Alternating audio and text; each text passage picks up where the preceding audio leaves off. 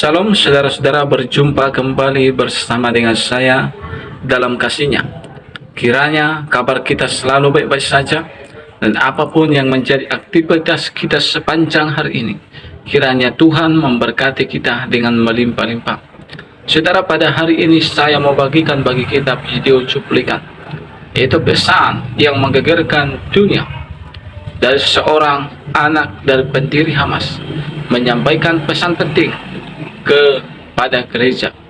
Dan menurut dengan perkataan beliau, ini adalah pertama kalinya dia menyampaikan pesan seperti itu di dalam gereja. Oleh karena itu, saudara, kita simak dulu cuplikan berikut ini. Is this a church?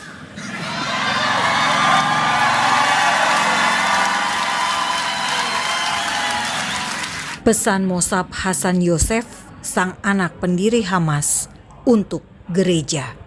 But I guess we are at war. And this is what happens during war. And I hope that we are not driven by fear. Also, I hope that we are not driven by anger.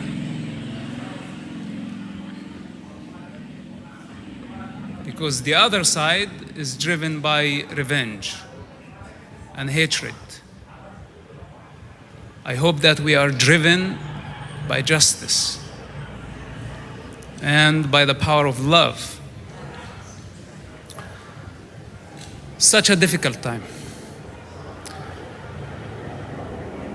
And I'm trying to stay calm. But it's not easy.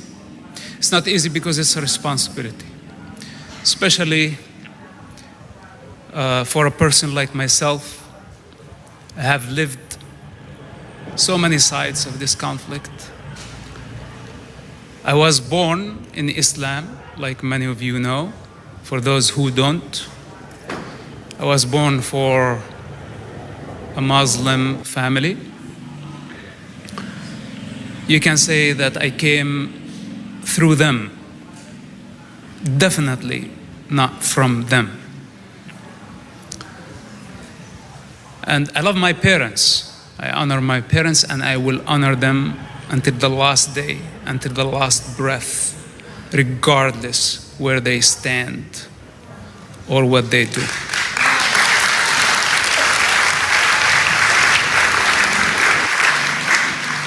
You know, as they said, my father is one of the founders of Hamas, and he's still one of their leaders.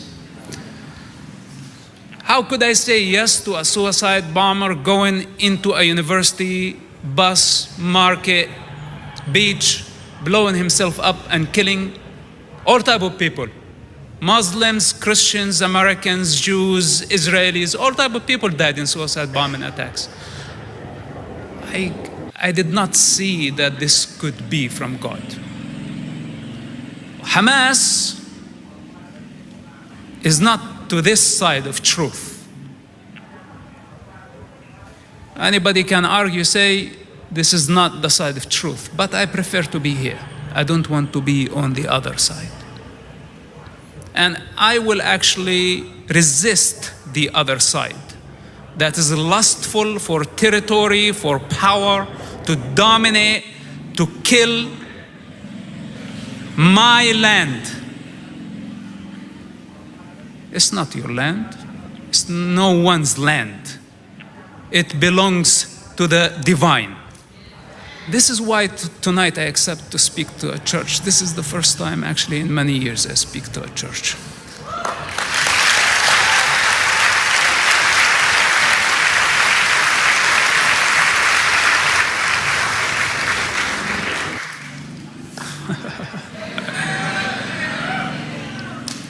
Because I study history, and especially the history of the Holocaust. The Nazis infiltrated, they did not infiltrate the government at the beginning.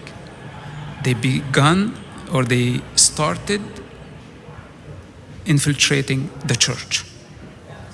This is where they started their movement. And once they took over the church, it became possible for them to do whatever they did later. This is a fact. So today when I look at the United States, and I know that the church, regardless of many different denominations, many different point of views, and there is so much talk, but I'm not seeing action. And there is lots of talk about truth, but I am not seeing the truth. So the time has come, in my opinion, for the church to rise.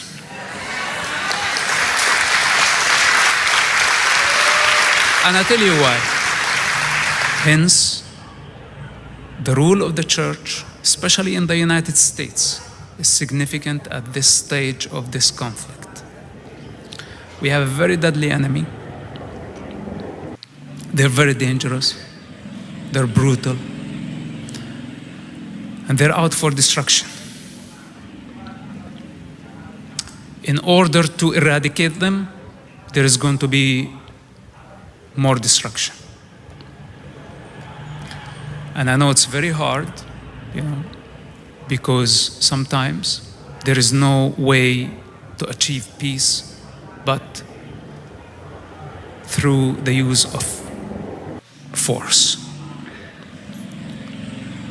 Of course, we don't want the use of force to be the first option, not the second option. It's always the last option, the last resort. And of course, anybody can claim to say, I have no other option, I have to use the force. But now, I tell you that we are left with no other option but to stop this enemy. And if we don't counter them, they will become more aggressive. They will misunderstand our tolerance. And they will think that we are weak. Like this war, Israel did not start. Israel was at the most religious holiday. And they took advantage of that. Killing so many innocent people. Not only Israelis, Thai workers, American citizens, people partying. Only Hamas could do that. Israel in the Middle East represents order. It's not a perfect country. Hamas represents chaos. If I had to choose between imperfect country, political entity, or chaos, for myself, for my neighbor, for my friends, for my children, I choose a place where there is order. Not a place where there is absolute control of power, driven by hatred and human delusion. Hence, we say no to Hamas. That's not an option. Has nothing to do, that this is Christian, this is Jewish versus Muslim. Even though Hamas is rooted in Islam.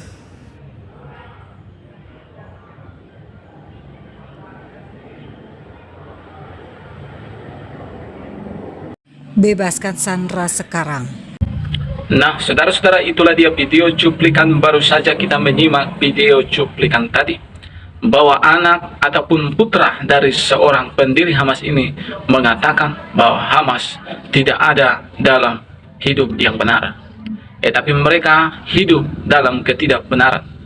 Saudara, kita sebagai warga negara Republik Indonesia, mari kita jangan mau membela, mendukung kejahatan daripada Hamas, saudara. Tapi biarlah kita berdoa supaya Hamas segera ditangkap dan diberikan hukuman sesuai dengan perbuatan mereka masing-masing. Dan kita sebagai warga negara Republik Indonesia, mari kita berdoa supaya Israel dan juga Palestina tidak berkelahi, tidak berperang, tidak saling menyerang satu sama lain, tapi biarlah bersatu. Karena peperangan ini perlu kita ketahui bukan peperangan antara Israel dan Palestina, tetapi Hamas. Dan itu pun bukan dimulai dari orang Israel yang dahulu melakukan peperangan, tetapi Hamaslah yang terlebih dahulu membunuh orang-orang Yahudi, bahkan bayi-bayi, bahkan para sandera-sandera yang mereka tahan dengan sangat keji. Saudara, mari kita sebagai rakyat Indonesia, mari kita cerdas, mari kita membela kebenaran, dan mari kita berdoa untuk kebaikan bangsa-bangsa, termasuk Israel dan juga Palestina. Kiranya lewat video ini bisa membuka pemahaman kita. Dan kiranya juga pemimpin-pemimpin yang ada di Indonesia yang melihat video ini. Ini adalah pesan penting langsung disampaikan oleh anak ataupun putra dari pendiri Hamas. Ya, kiranya menjadi insaf ketika melihat video ini. Tuhan memberkati kita semua. Shalom.